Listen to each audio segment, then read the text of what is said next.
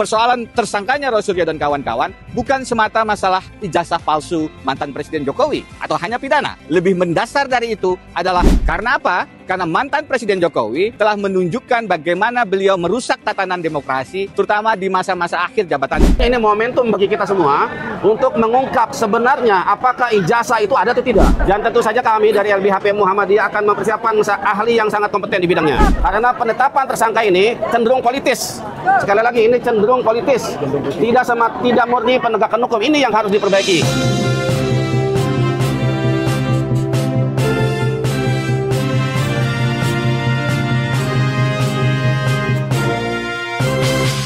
Assalamualaikum warahmatullahi wabarakatuh. Saya sedang ada di kota Melbourne, baru selesai sidang di Supreme Court of Victoria, Australia. Hari ini saya akan memberikan sedikit komentar atas berjalannya proses pemeriksaan Roy Suryo sebagai tersangka di Kepolisian Republik Indonesia. Akhirnya saya memutuskan untuk menjadi bagian kuasa hukum dalam kasus tersebut. Bukan hanya saya meyakini ada indikasi kriminalisasi dalam penanganan kasus itu, tetapi yang jauh lebih penting adalah bagaimana kita kemudian melihat kasus ini secara lebih substantif. Ini bukan hanya persoalan pidana, sebagaimana pasal-pasal yang dituduhkan. Lebih mendasar dari itu, ini adalah persoalan konstitusionalitas, bagaimana penegakan hukum harus merdeka dari berbagai kepentingan termasuk intervensi kekuasaan. Di negara sebagaimana Australia, alhamdulillah saya punya izin praktek bukan hanya di Indonesia, tapi di Australia, sehingga bisa membandingkan penegakan hukum di dua negara. Di negara yang lebih demokratis sebagaimana Australia, kemandirian, kemerdekaan, kekuasaan kehakiman adalah prinsip yang dijaga dengan sangat teguh. Di negara yang lebih tidak demokratis, sebagaimana negara Konoha misalnya, persoalan kemandirian dan kemerdekaan kekuasaan kehakiman ini adalah hal yang sekarang sangat banyak dilanggar. Dan saya berpendapat, persoalan tersangkanya Roy Suryo dan kawan-kawan bukan semata masalah ijazah palsu mantan Presiden Jokowi atau hanya pidana. Lebih mendasar dari itu adalah isu konstitusionalitas yang harus sama-sama kita hormati jika ingin menjadi bangsa yang besar.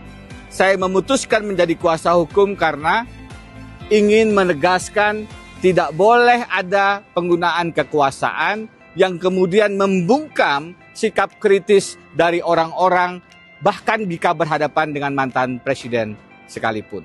Karena itu, saya memutuskan untuk menambah perspektif hukum tata negara, bidang yang saya geluti, politik hukum, bagaimana kemudian relasi kekuasaan dengan hukum, tanpa kemudian mengenyampingkan isu-isu hukum pidananya. Tata negara dan politik penegakan hukum adalah perspektif yang harus diletakkan sebagai fondasi dasar pada saat kita melihat dan menganalisis masalah ini. Karena apa? Karena mantan Presiden Jokowi telah menunjukkan bagaimana beliau merusak tatanan demokrasi, terutama di masa-masa akhir jabatannya. Cawe-cawe dalam Pilpres 2024. Kemudian adanya putusan 90 yang menjadikan Gibran memenuhi syarat sebagai calon wakil presiden adalah bentuk-bentuk pelanggaran konstitusi yang sekarang berlanjut dengan mentersangkakan warga negara yang bersikap kritis terkait dugaan ijazah palsunya. Karena itu, saya merasa wajib melakukan langkah advokasi hukum untuk menegaskan tidak boleh penggunaan kekuasaan atau siapapun yang merasa berkuasa menentukan arah penegakan hukum. Terlebih hukum pidana, hukum yang bisa membuat orang dipenjarakan, hukum yang bisa membatasi hak asasi manusia. Dalam konteks itu, penggunaan hukum pidana adalah alat intimidasi yang harus dilawan. Tidak boleh siapapun, termasuk mantan presiden sekalipun, melaporkan orang yang ingin membuka kebenaran dokumen publik, dalam hal ini ijazahnya, kepada khalayak.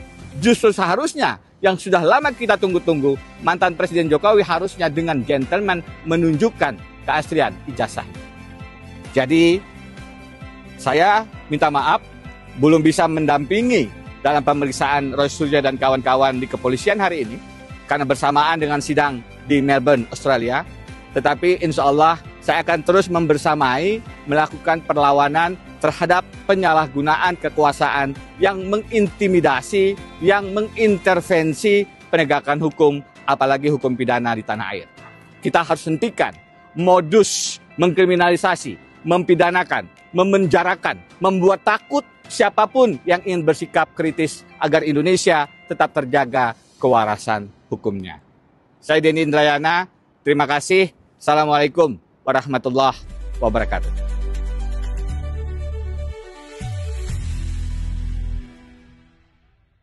Assalamualaikum warahmatullahi wabarakatuh. Perkenalkan, kami dari Lembaga Bantuan Hukum Advokasi Publik, Pimpinan Pusat Muhammadiyah. Saat ini kami bersama rekan-rekan sedang di Polda Metro Jaya untuk mendampingi Bapak Roy Suryo dan juga Bapak Dr. Rismon Sianipar dalam hal pemeriksaan ya dengan status sebagai tersangka. Jadi ini adalah pemeriksaan kali pertama dengan status sebagai tersangka.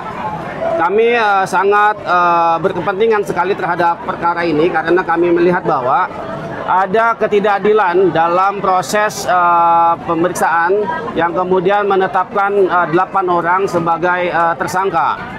Nah, untuk itulah kemudian kami dari LBH AP Muhammadiyah ingin juga membersamai bersama para tim kuasa hukum yang sudah ada sebelumnya untuk bisa melakukan pendampingan hukum dalam pemeriksaan di kepolisian, dan tentu saja nanti pada saat perkara ini misalnya dibawa ke pengadilan, kami insya Allah akan menyiapkan para advokat handal kami dari LBH Muhammadiyah untuk melakukan upaya pembelaan yang maksimal terhadap Bang Roy Suryo dan teman-teman agar dia kemudian dibebaskan dari segala macam dakwaan yang sebagaimana nanti kalau dibawa ke pengadilan. Itu yang pertama.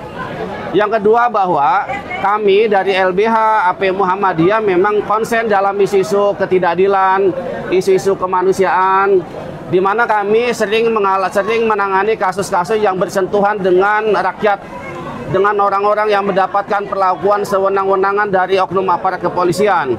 Banyak kasus-kasus yang kita dampingi yang memang itu adalah kasus kriminalisasi, kasus yang dibuat oleh aparat kepolisian untuk menjerat orang-orang yang selama ini bersuara kritis terhadap persoalan bangsa kita hari ini. Jadi oleh karena itulah maka kami memang mendapatkan mandat, kira-kira begitu ya, untuk bisa mendampingi Pak Roy Suryo dalam proses pemeriksaan ini. Kemudian yang terakhir adalah kami juga bersama tim kuasa hukum tentu dalam waktu dekat mungkin akan juga melakukan langkah-langkah hukum yang bisa kita lakukan. Misalnya opsi mengajukan pra-peradilan itu bisa dimungkinkan. Ya, tetapi sekali lagi ini juga harus dibahas bersama dengan tim kuasa hukum yang sudah ada sebelumnya. Jadi kira-kira itu intinya, dan kita berharap sebetulnya kasus ini sekalipun sudah ada tersangkanya, dengan kondisi begitu banyak masyarakat yang antusias mendukung perjuangan Roy Suryo dan teman-teman, semestinya ini juga menjadi petanda bahwa ini tidak bisa kemudian kasus ini dipaksakan. Jadi kita berharap polisian dalam hal ini Polda Metro Jaya untuk mengeluarkan surat perintah penghentian penyidikan. Ya, jadi kita harapannya begitu. Tetapi kalaupun kemudian ini dipaksakan dibawa ke pengadilan, maka sebetulnya ini momentum bagi kita semua untuk mengungkap sebenarnya apakah ijazah itu ada atau tidak. Jadi kita mendesak kepada Jokowi untuk menunjukkan ijazah yang katanya ada di rumahnya. Karena yang kami dapat bahwa ijazahnya ada, tetapi itu nanti akan kita perlihatkan dalam persidangan. Maka momentum inilah, kalau perkara ini dibawa ke persidangan, Jokowi harus datang secara gentleman dan memperlihatkan ijazah aslinya, kalau ada. Ya, walaupun kami menduga sebetulnya kemungkinan besar bahwa ini memang tidak ada. Yang ada hanyalah kopian. Itu. Jadi mohon perhatiannya kepada masyarakat untuk juga bisa mengikuti proses pemeriksaan ini, karena kami menilai ada mekanisme hukum yang dilanggar oleh aparat polisian. Kami berkeyakinan bahwa perkara ini dipaksakan dan cenderung bernuansa politis ketimbang murni penegakan hukum. Maka atas dasar itulah kami hadir membersamai para pejuang, membersamai para tokoh untuk mengungkap sebetulnya apakah Jokowi itu pernah kuliah atau tidak di UGM. Jadi bagi kami soal bahwa Roy Suryo dijadikan tersangka itu adalah resiko perjuangan. Siapapun kita semua pasti rentan untuk dikriminalkan. Tapi kita harus bergembira bahwa kalau ini dibawa ke persidangan maka tidak ada alasan Jokowi untuk tidak memperlihatkan ijazah aslinya, kalaupun ada. Demikian, terima kasih. Ya, saya tambahkan ya. Ya, Pak Sapril, silakan. Saya tambahkan bahwa Muhammadiyah sebagai ormas Islam ketika melihat adanya ketidakadilan, apapun latar belakangnya, apapun agamanya, apapun sukunya, Muhammadiyah berkepentingan untuk membela. Karena Muhammadiyah didirikan untuk membela orang-orang tertindas. Oleh karena itu kami ditugaskan untuk bergabung dalam hal membela Mas Suryo dan kawan-kawan. Demikian. Harapan Muhammadiyah Pak tentang proses yang sedang berjalan di kepolisian ini. Sapril, harapannya. Harapan Muhammadiyah. Harapan kita bahwa bila mana ini sampai ke pengadilan, apa yang sudah diungkapkan rekan saya, itu pelapor dalam hal ini Joko Widodo bisa memperlihatkan ijazah aslinya. Itu harapan kita. Untuk penegakan jikalau kasus ini sampai ke meja hijau di persidangan, berarti LBH PP Muhammadiyah ini siap berhadapan dengan kuasa hukum Jokowi? Oh iya, itu sudah pasti ya. Walaupun nanti dalam proses persidangan kita tidak berhadapan langsung dengan pengacaranya Joko Widodo, kita berhadapan dengan jaksa penuntut umum. Nanti kita buka aja semua, mereka punya bukti apa, kita punya bukti apa. Dan tentu saja kami dari LBHP Muhammadiyah akan mempersiapkan ahli yang sangat kompeten di bidangnya. Baik misalnya di bidang IT dan termasuk ahli di bidang yang lainnya. Insya Allah kita punya sumber daya untuk itu. Jadi makanya kami memang diperintahkan oleh pimpinan kami untuk membersamai, untuk menjadi kuasa hukum. Karena penetapan tersangka ini cenderung politis. Sekali lagi ini cenderung politis, tidak murni penegakan hukum. Ini yang harus diperbaiki ya. Jangan sampai mentersangkakan orang yang ingin mencari kebenaran, yang mengungkap kebenaran. Kalau model-model begini, orang yang bersuara dijadikan tersangka, maka orang lain mungkin juga berpikir dua kali untuk bersuara, untuk menyampaikan pendapat baik di muka, baik secara lisan maupun tulisan. Bahkan setahu saya, Roy Suryo Rismon kan sudah melakukan kajian dan sudah ada hasil risetnya. Jadi semestinya pelapor-pelapor ini juga harus bisa membuktikan itu dengan hasil kajiannya. Hasil riset semestinya harus dilawan dengan hasil riset, bukan dengan mengkriminalkan orang, gitu ya. Jadi sekali lagi perjuangan kita masih panjang, tetapi ini momentum bagi kita untuk membongkar semua kebobrokan yang selama ini dilakukan oleh Jokowi selama 10 tahun berkuasa. Jadi dengan terungkapnya kasus ijazah yang diduga palsu, bisa membongkar kejahatan-kejahatan yang lain, membongkar skandal-skandal yang dilakukan oleh Jokowi selama 10 tahun berkuasa. Kita berharap kasus korupsi WUS misalnya, itu bisa dibuka semua. Kasus korupsi kuota haji, kemudian kasus yang kemudian menjadikan Nadiem sebagai tersangka, kasus IKN, dan proyek-proyek yang lainnya itu bisa kita buka. Itu ya. Kemudian kita berharap agar ini juga bisa kemudian menyasar kepada putranya. Yang kami juga menduga bahwa memang ijazahnya juga sama. Bermasalah. Ya bermasalah, sehingga makanya kenapa ini harus ditetapkan tersangka, karena ini akan berbahaya kalau ini dibiarkan. Ini akan menyasar kepada putra mahkotanya. Kalau putra mahkotanya terungkap juga soal ijazah, maka apa kata dunia? Maka bisa saja Gibran akan dimakzulkan. Itu yang ditakutkan oleh Jokowi. Kalau menganalisa kenapa kemudian Roy Suryo lalu ditetapkan sebagai tersangka. Ya, mudah-mudahan hari ini bisa pulang, tidak dilakukan penahanan. Dan kami saya kira semuanya bersepakat bahwa jangan sampai Roy Suryo ditahan. Makanya saya sudah melihat ada surat permohonan penangguhan penahanan. Kalau ini Roy Suryo, Bang Rismon ditetapkan untuk ditahan, kami minta agar tidak dilakukan penahanan sampai nanti di persidangan. Kalau ini dibawa ke persidangan, demikian. Apakah mekanisme yang dilakukan oleh Jokowi untuk mentersangkakan RRT itu seperti pasal-pasal yang dikenakan kayak pasal 35 UU ITE, pasal 32 UU ITE itu terlalu dipaksakan.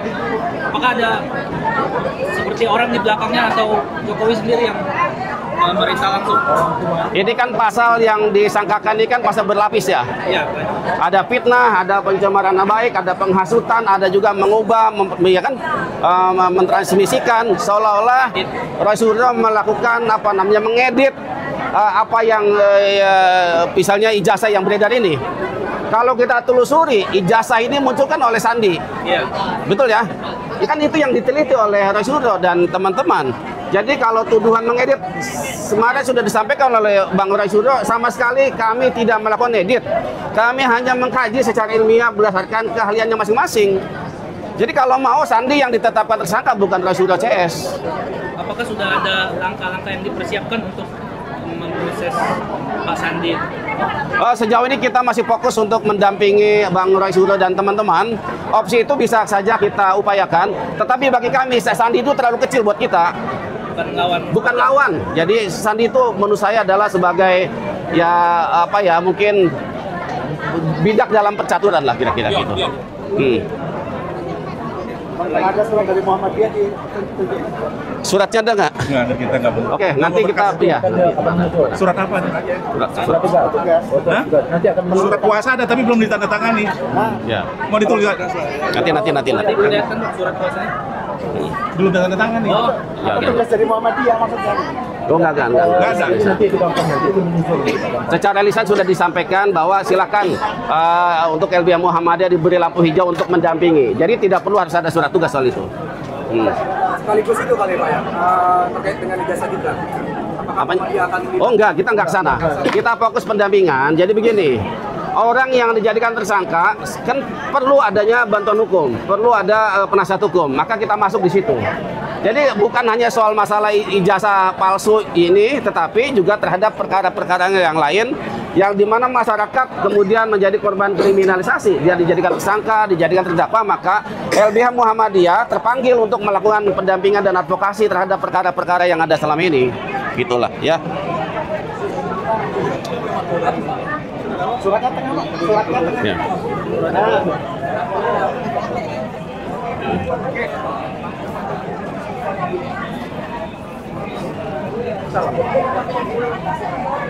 Ini surat dari Muhammadiyah, Pak ya? Ya, Iya, surat kuasa.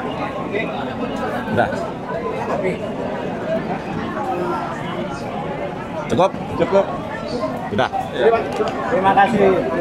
Udah. Ada pertanyaan lagi ya? dari Bekasi kita 5 orang kemarin. Cukup. Ya. Saya kira demikian, terima kasih. Assalamualaikum warahmatullahi wabarakatuh.